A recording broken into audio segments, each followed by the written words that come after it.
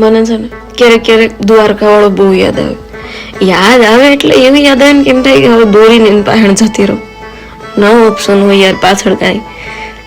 ક્યારેક એવું થાય ને કે કાશ યાર હું એકવાર વિચારત ને તારી ત્યાં આવી શકી હોત.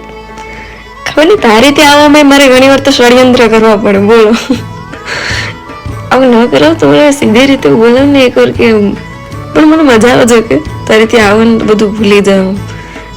તારે ત્યાં આવીને જે શાંતિ મળે ને બાપે ક્યાંય નથી આ જગતમાં.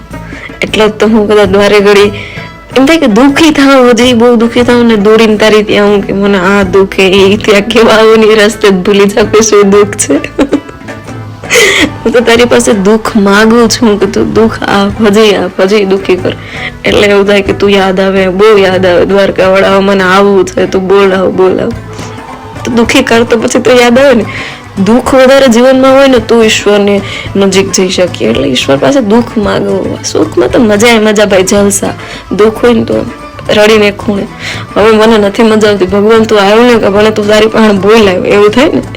ઈશ્વરને કયો, દુઃખનું કયો.